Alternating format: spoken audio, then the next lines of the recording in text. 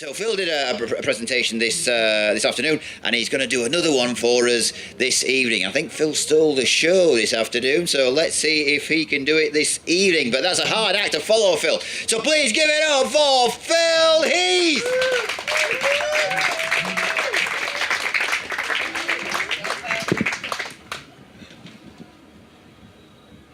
Thank you, Ivor. Here we go. Money, debt collecting. It's something that it's not really a good job, but I'm actually renowned for it. I used to be a debt collector. I used to collect loads of money, and I used to repossess lots and lots of things. And here's some of the items that I have repossessed. This is a Betamax video recorder, for those who don't know them. For you youngsters in the audience, that's Sky Plus.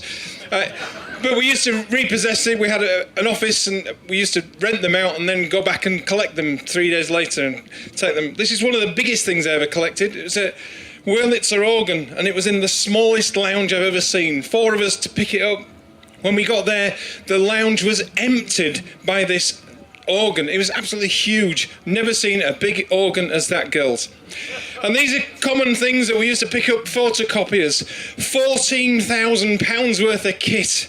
And then we picked it up, 4 of us again. We had to even have a repossessed van to collect this one because it was so big, so heavy. And then I moved into the garage equipment. Well, I did tell you this job had its ups and downs. So I used to collect all sorts of things. Nothing was beyond me. And I've even been into one of the most luxurious cars ever. This was the Citroen when it first launched. It had electric everything. Doors, windows. It was just an electrifying car, the smoothest ride you could ever have. This was the stylish car in the world. And then we repossessed one of these, and it was sat in the office for a number of days. It's a generator you'll see them around the site here. It was a real lump, but we couldn't take it back because nobody had a tow bar on it, and it was just sat in the office. And it was fortunate that we had this because we then repossessed a Ferrari. And the Ferrari was the worst thing ever. It was the worst car that we'd ever had, and it wouldn't start. So we had to jump lead the Ferrari to the generator. If you've never seen that, the poor Ferrari looked a pig being collected with that. But I've been threatened by guns, by dogs, and by knives. And it's a really frightening experience when you got a gun pointed at you, say, I'm not going to pay you any money. But the job did have its perks, I'd have to say, because our office, when we actually... our boss ran a competition. What he said was, I want you to go out and collect as much money as you can.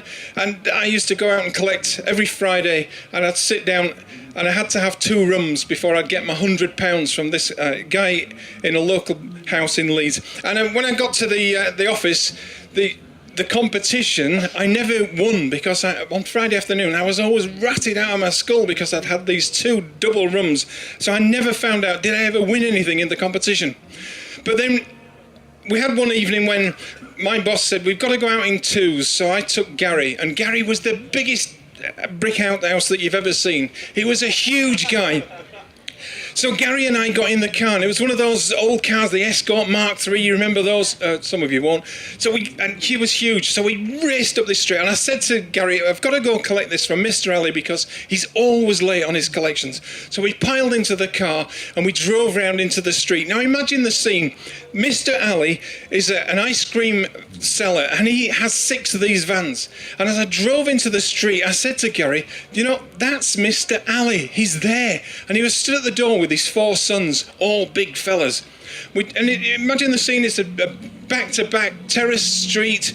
As you drive in, there's washing hanging out over the street, and we raced in up the street. I said, there he is, he's number 2, got to get him. So I raced up the top of the street, but it's a cul-de-sac, couldn't turn round.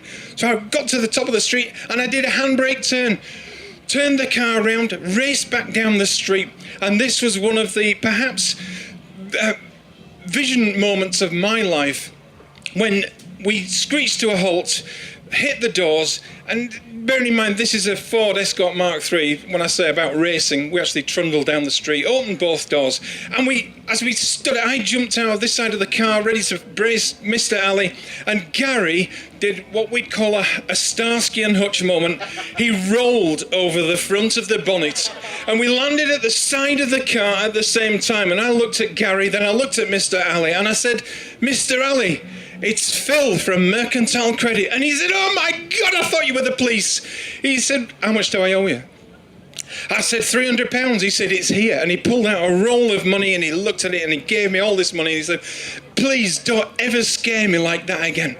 And so my message to you tonight is, if you owe money, and you've got some money and you hear the sound of squealing tyres and racing car down the street, panic, because it might be me.